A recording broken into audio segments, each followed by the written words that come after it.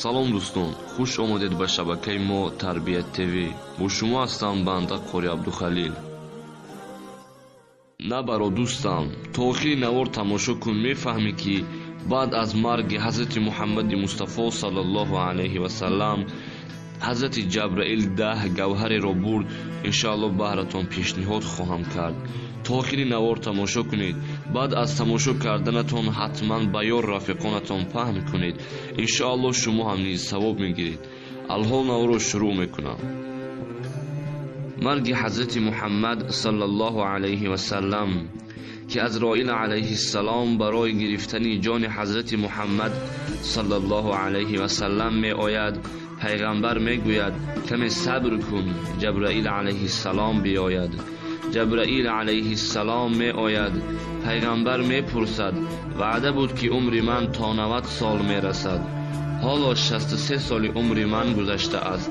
ҷабраил алайҳиссалом мегӯяд 27 соли умри ту дар шаби меъроҷ гузаштааст. пайғамбар боз мепурсад баъд аз сари ман боз ба замин фурӯ хоҳӣ омад ё на? ҷабраил алайҳиссалом мегӯяд баъд аз сари ту ҳеҷ вақт ба замин фурӯ нахоҳам омад магар 10 бор, ки 10 бор гавҳари аз дунё хоҳам бурд. пайғамбар ҳазрати муҳаммад саллаллоҳу алайҳи васаллам мепурсад кадом 10 гавҳар хоҳӣ бурд? ҷабраил алайҳиссалом мегӯяд ё расулаллоҳ, якумин бор гавҳари сабр, ки ҳеҷ дарвешро сабр нахоҳад монд. дуюмин бор гавҳари шарм, ки ҳеҷ касро шарму ҳаё нахоҳад монд.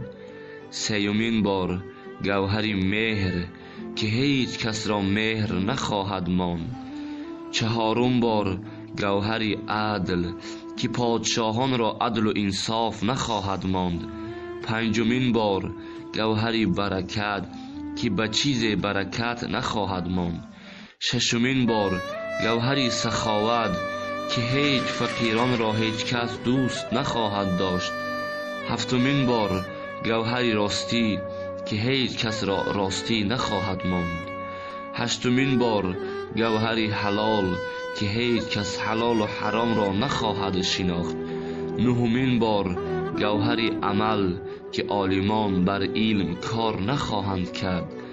даҳумин бор гавҳари баракат, ки қуръони карим аз дунё хоҳам бурд, баъд аз он осори падид хоҳад шуд.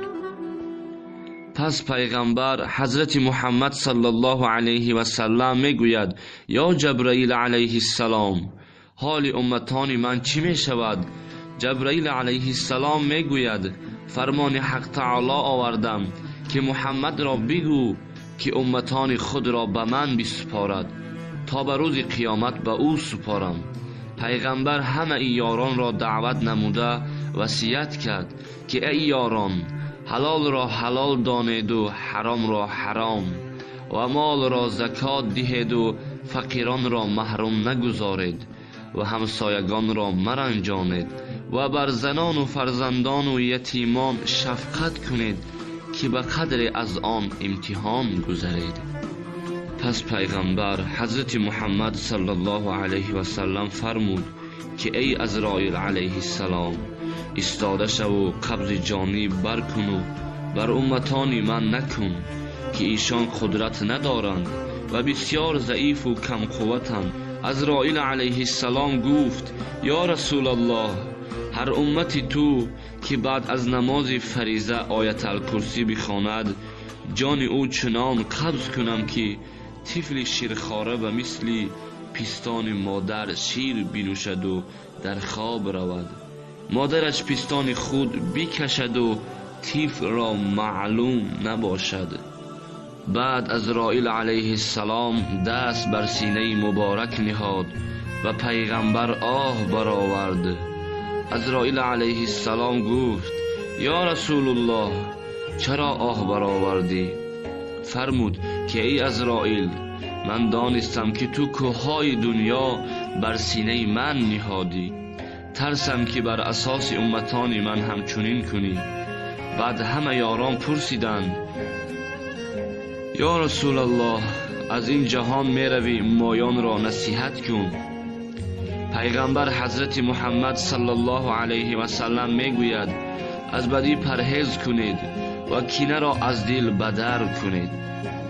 باز یاران پرسیدند یا رسول الله قیامت کی خواهد آمد؟ پیغمبر جواب داد و انگشت شهادت اشارت کرد. بعضی گمان بردند که بعد از 1 سال خواهد شد و بعضی گفتند که بعد از 1000 سال و بعضی گفتند که بجز خدای تعالی کسی نداند. پس جان مبارک به حق تسلیم کرد. بعد همه زار زار بگریستند. همه یاران نماز جنازه ادا کردند و جبرائیل علیه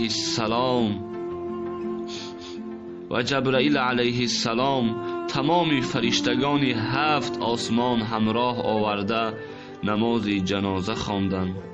الها به حرمت جان پاک محمد مصطفی صلی الله علیه و سلم جمله مؤمنان را توفیق، خیر، مرحمت فرماید.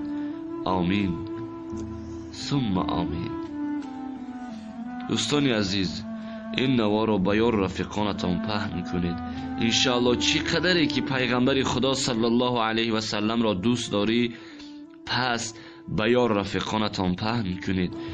باز نگویید که من برای زیاد شدن تماشابینان این سخنها را میگویم. نه دوستان، تنها به خاطر الله کار کنید، تنها به خاطر الله. همیشه در حق وطن دعاگو باشید. خدایا دشمنان دین و ملت را خوار و ذلیل بگردانی. خدایا نفرانی که در شهرهای مردم برای مهاجرت رفتند، یعنی غریبان را همیشه نگهبان باشی. خدایا تمام مسلمانان را در تمام کره دنیا باشند، همه‌شان را نگهبان باشی. باقی در پناه الله بمانید. خداوند یار و مددگارتان باد.